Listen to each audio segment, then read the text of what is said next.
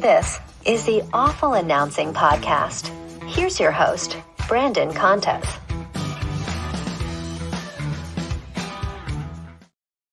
All righty, welcome to episode 25 of the Awful Announcing Podcast. I'm your host, Brandon Contes, and this week we take a break from interviewing former ESPN hosts as we have in recent episodes and shift our attention to NASCAR, which is admittedly not my forte. So we're lucky enough to be joined by NBC NASCAR analyst Steve Letarte. Steve, thanks so much for coming on the podcast today. It's championship weekend in NASCAR, and you're going to be a big part of NBC's coverage. Is there a little more adrenaline and excitement? Will you get a little bit more of a rush this weekend, even being in the broadcast booth? Absolutely. I love sports, a huge sports fan, and anyone that's part of any sort of championship game or championship race, it feels different. Every sport tries to make the race or the game the big one, right? It's like the new thing, right? But the truth is, we all know the big ones and which they really are, and this is it, right? When you crown a champion, and the track, the crowd, like everything about it will be bigger. We normally don't sit down with all the drivers each week. This week we sit down with the championship four for both Xfinity and Cup. So everything about it feels different. But yeah, you feel it up in the booth. You get a little pumped up. Yeah, I'm sure. Your backstory in NASCAR is pretty interesting. And anytime we have a racing guest on the podcast, I like to kind of request that you bear with me. So if I ask a dumb question or anything like that, it comes from my own ignorance about the sport, and certainly not my producer's ignorance, who is a big racing fan and tries to give me a crash course anytime we have somebody on. But you're a former crew chief with Hendrick Motorsports, and you started working full-time as a mechanic for Jeff Gordon's team at 16 years old. Is that correct? Yeah, so listen, if your dad golfs, you golf, right? So I'm from Maine originally. My dad built race cars in Maine. He moved south, got hired into the NASCAR world. I was Ray Evernham's neighbor, who was Jeff Gordon's original crew chief. He was like the OG, the guy that started with Jeff Gordon. So, and he said, hey, he was my neighbor. He said, why don't you start coming in and start sweeping the floors? The weekend I turned 16, I started sweeping the floors in the shop. And the truth is, I just never left. I started sweeping the floors at 16. I worked my way up through the ranks, became Jeff Gordon's crew chief at 25, 26. And then I crew chief for him for a few years, then for Dale Jr., did about 20 years in competition. And then when NBC got the TV broadcast rights back in 2014, 15, my last year on top of the pit box was 2014. And I've been in the TV booth since 2015 on. So as a full-time mechanic at 16, what were you doing? Because most 16-year-olds I know, they can't parallel park, they can't change their oil. So like to be working on Jeff Gordon's team at that age is pretty impressive. So I tell everyone there's nothing I haven't done, and people think, oh, this guy's bragging. No, no. Like I've cleaned the bathrooms, I've washed the vans, right? Like I've cleaned the wheels for the car all the way up to the strategist. So that's really it. At 16, what do? You do what everybody else doesn't want to do, right? You're the guy that washes literally the hauler that brings the cars, or you clean the coolers and restock them with water for the next week. You are the labor force. Yeah. And I loved every second of it. I've been at racetrack. I have no memory not at racetracks, right? So since I was, knee high, I was at racetracks around New England. So it's all I ever know, which is the key. Listen, Brandon, you don't know racing. No stupid questions. I think that's the beauty of kind of the current state of global motorsport. Is we don't want this to be a club. Right. Like everybody come on in. Like racing's awesome. You don't have to know what's going on, right? Like it's kind of like Olympics. Every 4 years the Summer Olympics come, or the Winter Olympics, depending on what you prefer. And there's some obscure sports, right? But I watch some handball. I love some handball. It's some crazy stuff. I don't know anything about it, but I'm entertained, right? So that's what we try to do in the motorsport world, man. Come on in. It's an open book. Are most crew chiefs people that like kind of started out at a young age and worked their way up and through a team, or are racing teams out there like scouting mechanics? So when I started, the crew chief was the guy that worked his way up through the shop. He'd raced his whole life. He was just a racer. Some tried to drive when they were young and didn't have the talent, so they went to work for a team, and they became Like that's like Ray Evernham and you know, for these guys, you think of Chad Knaus, the guys that were kind of in my era. Now, a huge percentage of the crew chiefs are engineers, and they are groomed for this position. Okay.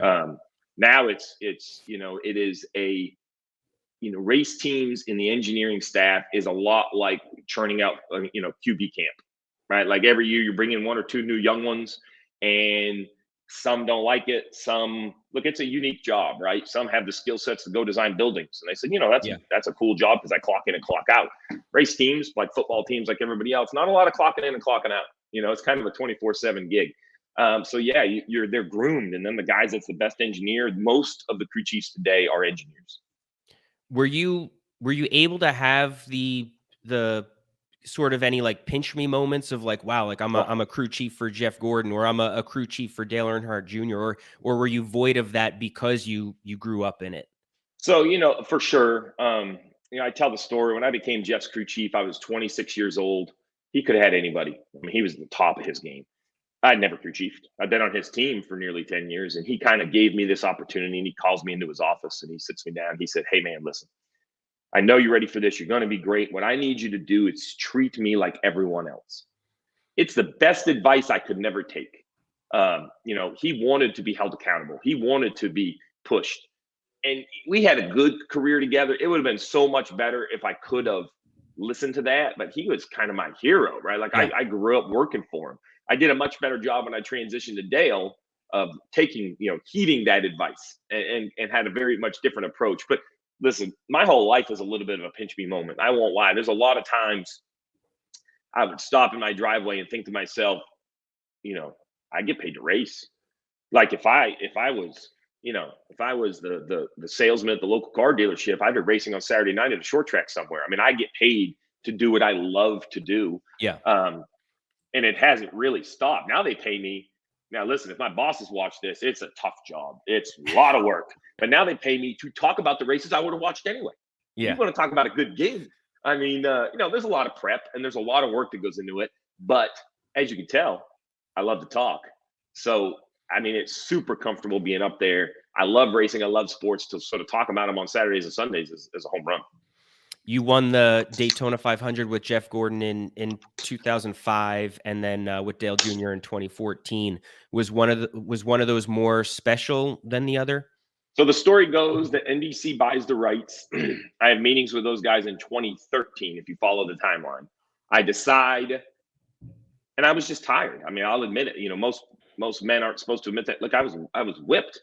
20 years of turning the lights on and turning the lights off. Like, it's a lot. It burns you out. And I needed to change. So NBC looked like a real great opportunity. So long story short, at the end of 2013, I agreed, signed my contracts with NBC, did a 1-year deal with Hendrick Motorsports. Mr. Hendrick kind of blessed it. So that, to answer your question, we went into the 2014 season knowing it would be my last, which is very rare that you get this kind of opportunity, this opportunity for a send-off year. And for that reason, I think the 2014 one is so special. I consider Dale one of my best friends, and for us to find that level of success, we had found some success, kind of rejuvenated both of our careers, but only one win. And then we went into 2014. We won 4 races, and it kicked off with the granddaddy of them all. I mean, the Super Bowl racing, and so that one was super special.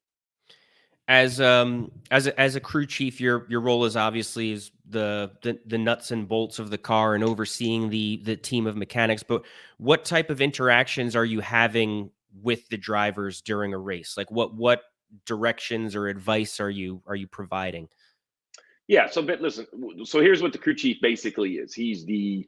It's a little different every team. I was GM, head coach. Some crew chiefs are also the offensive coordinator and also the defensive coordinator, much like football coaches. You kind of stack your team with the skill sets you need. I am not a car guy. My weakness was always the car. I'm a people person. I've always considered myself more of a leader. So I worked on strategy. I love strategy. And I worked on communication. And I just made sure everybody else were both held accountable, empowered to make their decisions, and then politely, you just get the BS out of their way, right? Make sure there's no red tape for the smartest guy who needs something to happen. You just make sure he has runway to do it. That's what I did. So during the race, I would set the game plan on, this is what we think we need for a setup. I wouldn't usually generate them. The engineers would come to me, but I was kind of like, well, why this and why not this and why this? And they would kind of design what they think they needed. And then I called the race. My strength was calling the race, deciding when to pit, when to put tires on, when to put fuel on. When you run 400 and 500-mile races, we talk a lot about strategy in Formula One. They don't put fuel in, so it's a sprint with a couple sets of tires, which can get very complicated. When now break that down into a much smaller circuit, it gets very, very complex. And that was where I spent most of my time, is making sure I had the strategy figured out.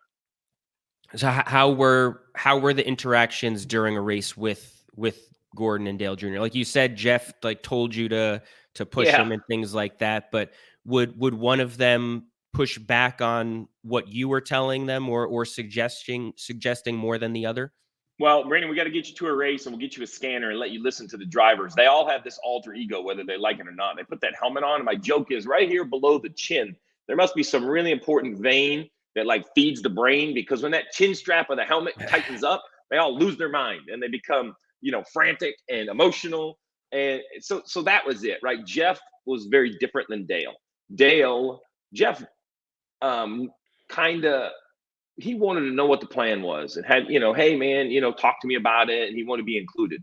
Dale, if you try to give him that much information, he'd lose his mind. But man, I don't know why you're telling me all that. I just need to know if I'm going here or here or here, So it was very different. They're very pointed at times. I think I have a long fuse, right? And I think that helps me, right? Because listen, a driver for 4 hours, they're in the damn boat by themselves. They're out there on the track. Now we could talk to them on the radio, but they're by themselves, 140 degrees, right? Working so hard. These green flag runs can be a couple hours, right? If we don't have a yellow. So they want to feel like you're in the boat with them. So that was kind of the point of the communication, is just a little bit of cheerleading, a little bit of motivating, a little bit of coaching if they're not doing everything they need them to do, a little bit of even broadcasting back then, painting the picture of the race of what's happening. Are we really as bad as you think? Are we better than you think? That was kind of all the signature.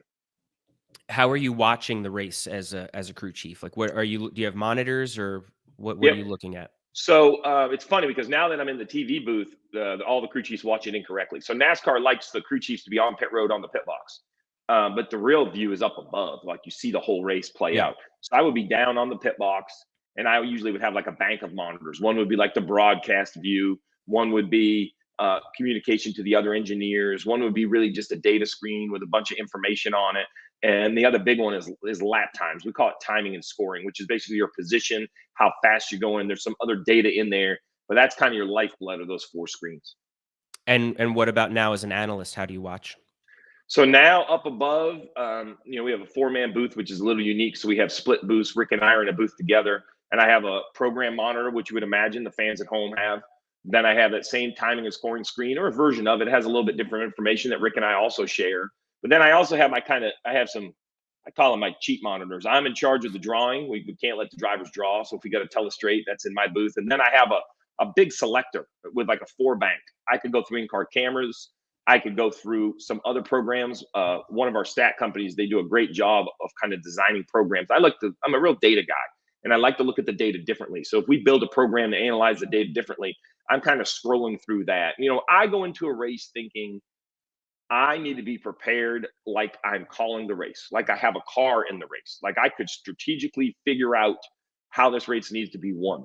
Because if I understand it to that level, then I can explain it to you who's never watched a race before, right? So my family, my dad's a racer, been in racing his whole life. My father-in-law is a crane operating union from upstate New York, built power plants, right? So when my son's a college age kid, my wife has been around racing, so she hears the terms, but I picture my living room. That's who I'm talking to. And I need to keep my father entertained, who knows the sport. And I need to keep my father-in-law entertained, who is just a fan, doesn't know it, right? He's just a lighthearted sports fan, and everything in between. And that's kind of my approach on my delivery. So how is that balance? Do you ever find that your father would tell you that you're almost dumbing the sport down too much by trying to speak to the people that don't know it? Well, as well as anyone, everyone's not going to be happy all the time. So you just need to make sure you listen to the masses. I think the biggest mistake I have made in my 9 years and others is you go down these rabbit holes of the loud ones. right, are the ones on either social media or the ones that you have an interaction with. And you can't let that steer it. So I go back and watch the tapes and really think about the best thing that happened to me is when NBC started, our producer, Matt Marvin, was a football guy. He produced NHL, and he wasn't a racer. So now you take a guy that knows TV and knows sports inside and out. And he literally, we had some great ones because in year one, I'd be explaining something and he would be in my ear going, Letarte, I still don't get it. Still don't get it, Letarte. Nope. Try again. Keep swinging. Keep swinging. And it was him and I's little joke, but he coached me to deliver this to the masses. Yeah. What I do love about NBC, Sam Flood and everybody up there is they give me the runway to get a little John Madden-esque, right? They give me a little runway to get in the X's and O's because I'm a big believer that the more you get into those, it's more entertaining. Like think about, like no one talked about defense when John Madden showed up. Defense, offense. That's what we knew. Well, now he was like, hey man, they're they're in the nickel. Everybody's like, oh, the nickel. What the hell's the nickel? The nickel, explain it to me. And he'd draw and he'd crisscross it, not because we were going to be football coaches, but what it did is he talked to us like this sport is so awesome. I want to teach it to you and it's going to be entertaining why I do it. Right. And that's kind of the blueprint, right? So yeah, there are moments. There are definitely moments and the worst part is you're there. You start talking about something on the car and you get like 20 seconds in and you think to yourself, I have gone down a rabbit hole. How am I getting out of this rabbit hole? And sometimes you throw your hands up. Sometimes I just basically like, you know what, Rick, never mind. That's enough for that. That's something for another day. And we kind of laugh and listen, it's sports, man. We're not doctors. We're not trying to cure any disease. We're just covering sports. People that tune into sports want to have a good time. Do you ever get the itch to go back and be a full-time crew chief again? 4 or 5 times a year. You can't love every track. You're supposed to, but that's not true. There are some tracks I didn't love. There are some tracks I truly loved. And when you go to those tracks that you just, they're so near and dear, you miss it. You yearn for the competition because there's something about it. But then you watch the race and somebody will have, a mechanical issue and then somebody will have a bad pit stop. And then you're like, whew, man, TV's awesome. You don't really win and lose in TV. If you're prepped to do the job, you do it and it's a lot of fun. So, you have that itch, but I love what I do. I love calling races. How did you end up at NBC? Like I know you mentioned that you knew that 2014 was going to be your last year as a crew chief, and you were headed there. But were you doing media work while you were a crew chief? Yeah. Is being an analyst, is it something that you always knew that you wanted to do? So I didn't know I was doing it for a future job, but I would always volunteer to be on the radio, or ESPN back in the day had like this cutaway car, digital area. And I volunteered to be in there. And I did it because I felt like it was important to give back to racing. I made a living in racing and I wanted the fans to love it. So that's why I kind of gave my time. But I didn't know that was kind of like a precursor to moving forward. But it was clear to me that when, a friend of mine reached out and said, hey, NBC's got the rights, your name is on the list and I'd love to bring you to a meeting. Would you consider doing television? And I was like, I had never really considered it, but sure, I'd love to go to that meeting. And when I walked in that meeting, it was clear that all that other stuff I had volunteered for that was my tape, right? Okay. I didn't have a tape. That was my tape. Yeah. And the people in that room had seen what I've done. They listened to me on the radio. Stuff like this I would do as a crew chief. Podcasts weren't as big back then, but whatever it might be, some sort of video stuff. And they had all that. And that was kind of my tape. And that's how I ended up doing it. What about Dale Jr.? Did you foresee him becoming a successful broadcaster and media personality? So, I hated that him and I had to split for me to do TV. It was always kind of more my dream that him and I would end together, but the timing didn't work. So when he retired, him and I we sat down, we had a few beers and talked about what it was like. He is like a meteor. He is the most popular guy in the sport, and he doesn't take that lightly. He doesn't act like he is, which is one reason why he is, but he doesn't take that lightly. And, him wanting to do TV interested me, and us working together was a real big part. I love Jeff Burton. I love Rick Allen. I think we do a great job. But Dale and I, we kind of had some unfinished business, right? I kind of up and left and he was still racing. So him joining the team was a lot of fun. Is it fun to be working with him just in general? Like you're part of his podcast network, and then obviously you're in the booth with him as well. So just like what is your current relationship like with Dale? Oh yeah, we have a blast. We travel together every week. Most of the booth does. I mean, out here in Phoenix, it's an extended stay. So normally, he still stays at his motorhome. We stay in a hotel because our travel is only a couple days a week. But out here in Phoenix, we're here for most of the week, prepping for the championship race. We rented a house to hang out together. Like we're still, yeah. I mean, when we leave work, we still hang out together. So working together is really, really fun. Same thing with Rick and Jeff. I didn't know Rick Allen very well. I raced against Jeff Burton, but I didn't know him. Jeff and I now play a lot of golf together. Rick and I play golf together. We spend a lot of time together away from the racetrack. And I think you have to be careful that you're not spending so much time that you're sick of each other. But, the more you hang out with people, the more you just get comfortable. A broadcast is really just a conversation. And with four of us, we really have to manage the conversation. I mean, that's a lot of voices. So the more time we spend together, I think the better off we are trying to deliver it in a more concise manner to the listener. How have you improved as a broadcaster? Where you are today versus where you started? That's a great question. So I have improved greatly in my preparation. So when I came out of the garage, I didn't really have to prepare because the sport was second nature. I had to learn how to do TV. And now that I've done television, I have every year you kind of change your preparation. And now I feel like I always put the time in, but it's hard because you're preparing for a test and you don't know on what subject, right? Like you don't know what kind of the race it's going to be and things like that. So that has changed a little bit. And the other thing I think I've gotten, NBC's allowed me to kind of do each role. I've been a pit reporter, I've been the play-by-play guy, I've been on the pre-race shows. And I think that's what helps me and has made me improve the most is doing other roles within the broadcast other than the analyst allows me to understand what everybody else's job really is. Like I didn't understand what it was like to read a promo or be the play-by-play guy and lead the broadcast and like, hey Sure. man, I need you to stop talking because I got to get over here. Like you just didn't know that. I didn't grow up at my local NBC affiliate. That's where I've improved the most is I think I now see all of the pieces that go into a broadcast. And I do a much better job of understanding that what I think most important might not be most important. That's the producer's job.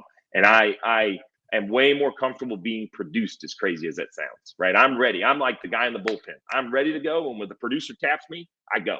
And I don't take it personal when it's not my time. Which is, I guess, a little surprising because I would think the crew chief role fits a little bit more along the lines of what the producer is doing. So very much interesting that you were okay to kind of hand that off and not. Yeah, and that's where I've grown. I mean, back to your pointed question, and it's a good question. That's where I've grown is year one. I was the guy kind of in charge of it all in the race. Yeah. So I didn't know what I didn't know, right? And now I just understand. I've been able to work with just some great people, some great directors, some great producers. Really, really lean on so Sam Flood, TV executive, but he's done it his whole life. And I love Sam and I have a wonderful relationship and I love his directness. Like him and I have that, we don't need 9 minutes on the phone to get to the reason we have a phone call. He'll just pick it right up and I'm like, all right, Sammy, what do you got? Good, bad, what I did, and he just gives me great pointed feedback. And, this is a guy who's in charge of a lot of properties and I don't know how he watches it all because he will literally break down something you said, lap 70 of a race. Hey, when you mentioned this guy, you could have done this or this or this or this or that. I mean, he gives amazing feedback. So that has really steered me. What's the state of NASCAR on TV? Like the average viewership per race is down by more than half of what it was, say, 10 years ago. Is that something that's concerning to the sport? Well, I think it absolutely is concerning. It always is. I think it was more concerning when it was dropping.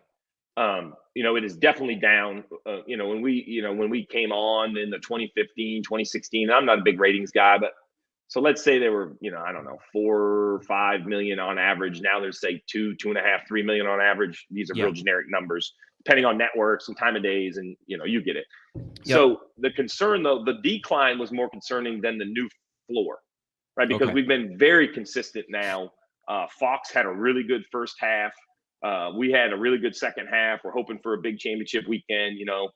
It's hard because it's right against, the gorilla in sports. It's right up against the NFL and college football, right? It's right in the middle of that season. But I think the decline was concerning, but now that it's flattened out, now it's allowed everybody to say, okay, if this is the viewership, what does that look like for scheduling and planning and talent and production budgets? And, I think now we have the ability to deliver the correct broadcast for the number of viewers we have. And there's been some really big highlights. We did that Chicago street course and they got a monster rating, which is fine. My bosses would hate me, but I'm not a TV rating guy.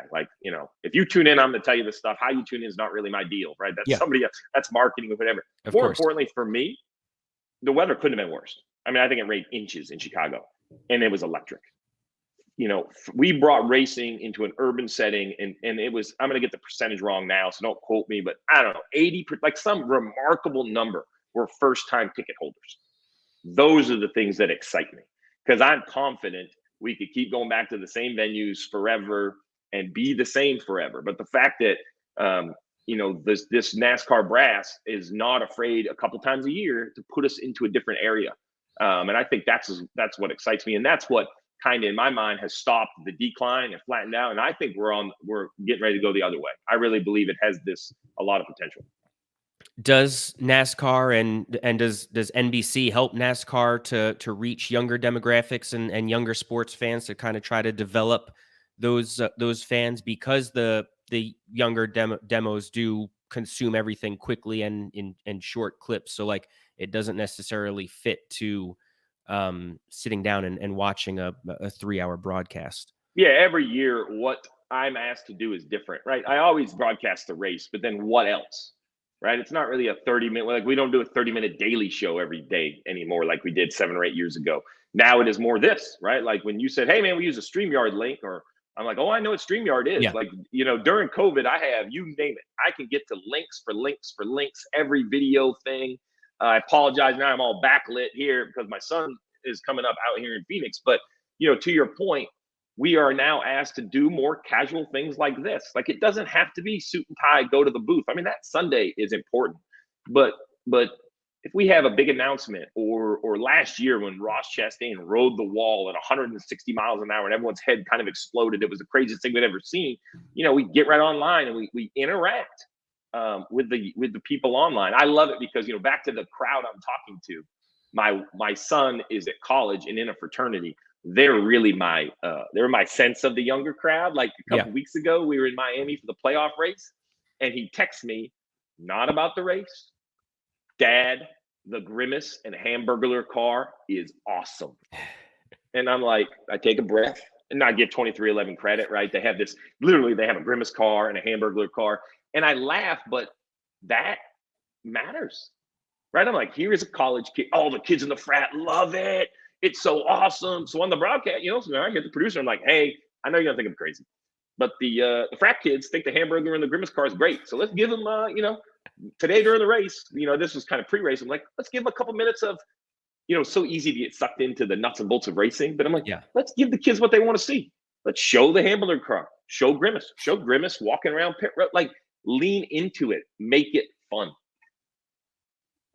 Last year, the average baseball game was 3 hours and 6 minutes. I think the average NASCAR race is 3 hours and 8 minutes. And then baseball went and they made drastic changes, despite some initial pushback from a lot of their fans. But they were able to cut it down to 2 hours and 42 minutes this season. And the changes ultimately were pretty well received. Is there something that NASCAR can or should do to shorten the races or broadcasts? I think every time the schedule comes out, you see more condensed races. Now, I think we have to have some Mount Rushmore of 4-hour grinding events because that is the history of the sport.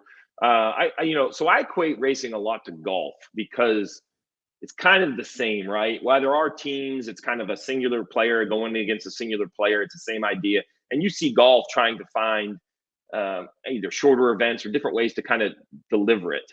So I think NASCAR is the same way. I think like that Chicago street course I mentioned, that was going to be a 2 hour and 15 minute, probably a little less if it runs on time with no weather and everything. So I think the answer is yes. And as long as we don't forget who we are and where we came from, I applaud it. Yeah. And what I mean by that is the Daytona 500 is 500. And I'm okay if it takes 4 hours, because I think we need it. We need it for the history, for the list of people that have, like, so I'm not a fan of the extra game in the NFL, right? I didn't need more NFL. Yeah. And it took all my records, and now I'm like doing math, and well, is this a great year anymore? Like 1,000-yard year, is that the same as 1,000-yard year was? Or now I know it's continued to expand, I get it, but in my window of life, this was a big change for me. I'm like, oh man, this was a lot. I wasn't ready for that. So I'm great with NASCAR tweaking as long as we hold a couple things. Like the Coke 600, it's long, man. I mean long, 4 hours plus. But we have to have a 600. Yeah. Like, I think Memorial Day weekend, that's it. That caps it off. You start in Formula One, you have Indianapolis 500 at noon, and then you roll off to the Coke 600, right? So, yes, I think the shorter type thing, the qualifying shows have been adjusted. Everything you're talking about, I think is real. You host a sports betting podcast or a racing betting centered on racing, but has legalized sports betting, has it changed NASCAR broadcasts at all? So it has. I don't think it has cannonballed through quite where it has in other stick and ball sports, just because if you look at the handle bet, it's not quite where other ones are. So if you look at the gap of, say, viewership versus versus total amount bet, it's a big split, as you can imagine. The NFL is kind of 1-1, but then you have Kentucky Derby, doesn't have a huge viewership, or horse racing in general, but has a huge amount bet because that's what horse racing is about. NASCAR is the inverse. It would say very little is bet on NASCAR versus how many people watch it. And I just believe that it's a way to add entertainment, and that's how we look at the podcast. We don't look at this podcast as, this is not a heavy handicapper podcast for the diehard gambler. Now, we try to go into those things where they find stuff that they're interested in, but we try to introduce gambling in a fun way. We try to explain to people how it can add entertainment. Brandon, you know how it is. If you watch an event, man, and you have a dollar for this team to win, you're more vested, right? If it's not your team, if you're walking in the MAC action on Tuesday night and you need Akron to score that touchdown, you're invested with the dollar. So that's what I try to do. We just try to it's basically a buddy of mine, the professor. He has all the stats. He has a stat company. So we handicap the race. Here's who runs goods. Here's who we think should. Here's why. Here's our projection model. Then I have my buddy, the Chopper, comes on here. He's a gambler.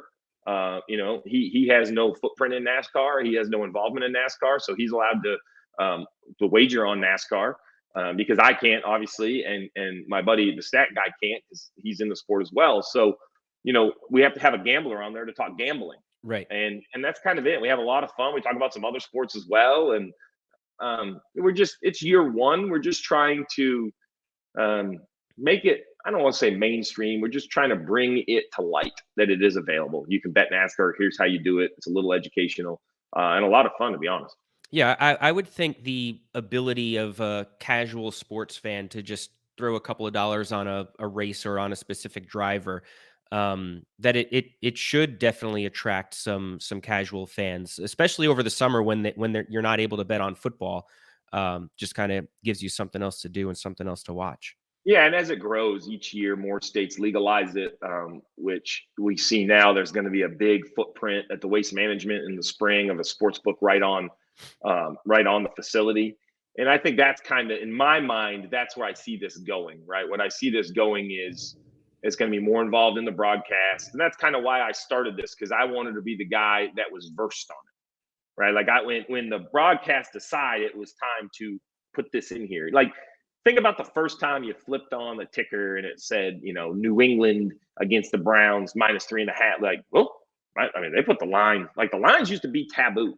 Yeah. Now they're on everything out there. And that's really the thing. What I'm trying to explain is, listen, the days of calling a bookie illegally with this guy writing on his notepad or in his journal, that's behind us. Now you grab your smartphone, you log into an app, right? It's all above board. It's all regulated. And that's important. I tell everyone, set a budget that you can afford to lose. If you're going to spend X on a ticket, it's the same in gambling, right? If you're $5 your budget, then $5 is your budget.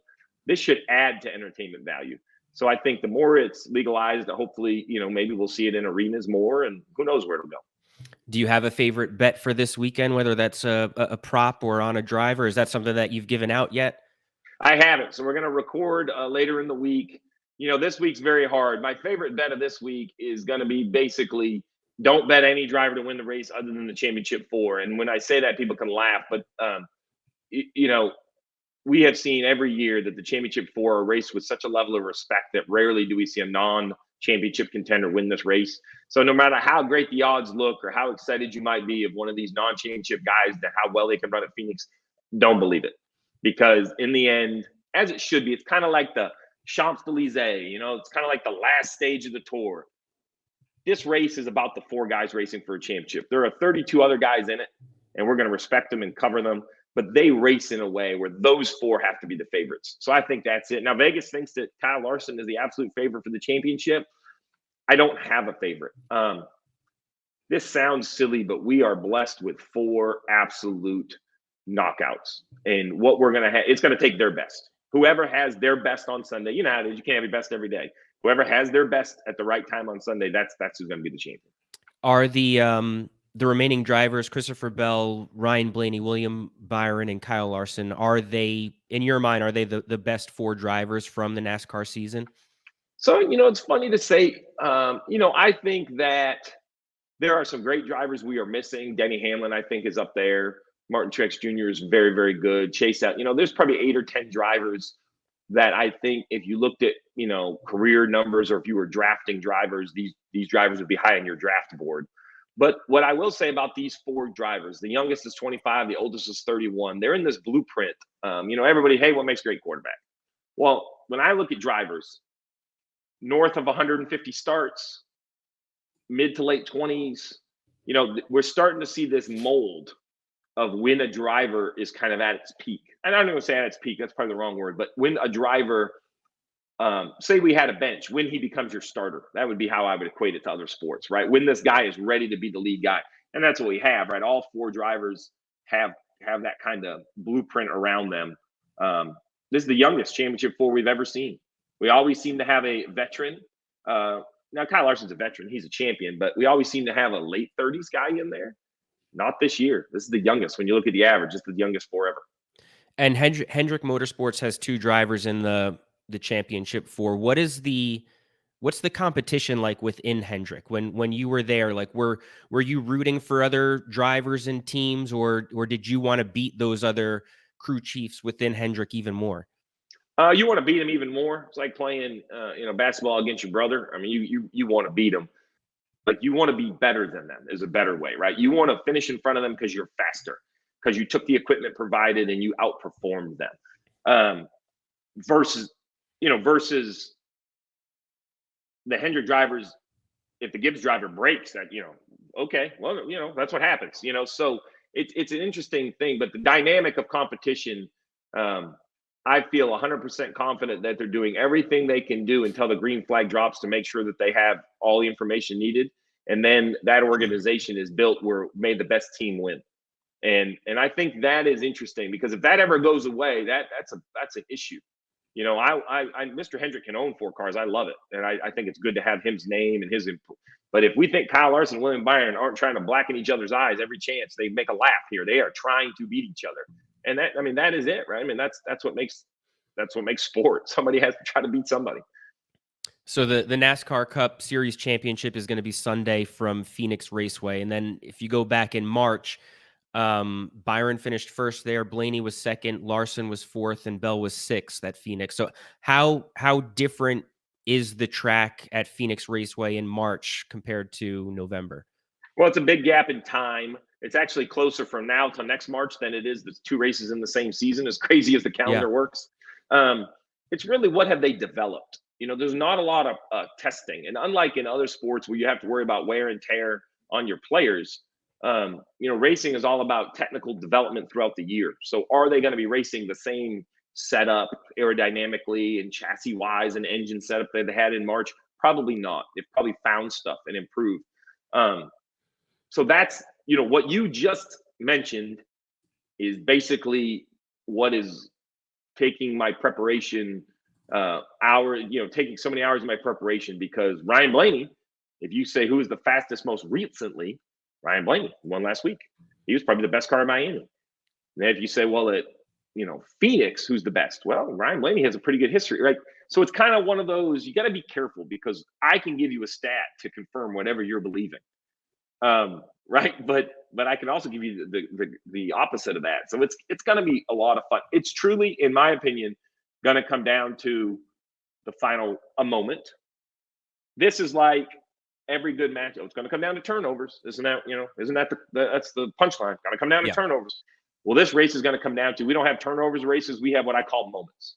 And moments are a restart or a pit road, a magical pit stop. There's going to be a moment that takes one of these four and pushes him above the fray. That's when the championship will be won. As somebody who's been around racing you're pretty much your entire life and professionally now for decades, what do you say to the sports fans that argue race car drivers are not real athletes? Well, I would say they are athletes, both physically and in their preparation, and that they have a skill set that the normal human doesn't. So, define an athlete. So what's an athlete? It's easy to see a football player who is physically of stature very different than you and I. You're like, oh, look, he's athletic. What makes a race car driver camouflaged is that if I take him out of his fire suit and put him in a crowd, you can't say, oh, that's the race car driver, because he doesn't look different than most. Right. The challenge I would have is, so wouldn't a gymnast. But nobody wants to say they're not an athlete. The difference is their athleticism is on display. They're not in a fire suit, in a seat, in a helmet, behind a car, right? So their physical ability to drive a race car is an athletic quality, because I can assure you they're athletes. Because if they weren't, I would be a race car driver, because I can tell you exactly how it should be done. That's the beauty, right? Like, I know how it should be done. This is where the throttle should be done. This is the brake. This is the physical application of the car. I get it. And every time I try to even go run a go-kart, it reminds me just how awful I am at controlling my hands and feet, right? Butcher a corner, you suck this. Man, you stink. Man, you stink. Like, if they weren't athletes, then everybody would do it, and everybody can. It's a lot like golf, right? You and I can go hit a golf ball, but we know we're a long ways from professional. You and I can go drive a car. What people don't understand is, you're from the Northeast. When you get that day of snow and then they plow it all off, and the next day you're driving on that back road and you kind of come up over a corner, maybe a little too fast, and there's that little black ice, and you're like, oh man, you tense up and you enter it, and you are in God's hands for the next 200 feet, because you aren't in control, and you get to the other side and you're still on the road and you're like, whew, that was close, right? That 200 feet of chaos, that's where they live for 4 hours. Like, you and I don't even know, like, they live so close to control that you and I will never push a vehicle that way. We don't know what lack of grip is, because we should never drive a car fast enough that we get there. That's what, these guys are at. It's magical what they do. That's a great answer. What do you say to the football fans who question whether Mac Jones is a real athlete? Man, I'm trying not to get on that bandwagon. I'm trying not to. So I was a Patriots fan when they stunk. I was a Patriots fan when they were awesome. And man, we are on the backside of that curve. They stink. Here's what I would say. I am not sure Mac Jones is magical. He's not the next Tom Brady. But man, he doesn't get a whole lot of help either. Sure. Right. Like, this is a circle the wagons type moment for the Patriots fans. And what I would say is, if you think it's only a quarterback away, then you are the next 1 in now 16 team out there, because there are some very capable winning quarterbacks out there that can't do it because they play on really crappy teams. So I don't think Mac Jones is the answer, but we better shore everything else up, because if the new next best guy to ever throw a football lines up in the backfield, you better have something around him. And is Bill Belichick the answer? Is he the person now to fix all this? You have to wonder if he has it. I got to a point in my career where I didn't have the energy necessary to do the job, and I tapped out. And Bill's, I don't know how Pete Carroll does it. He runs up and down the sidelines at his age, and I'm like, holy shit, I got to get in the gym.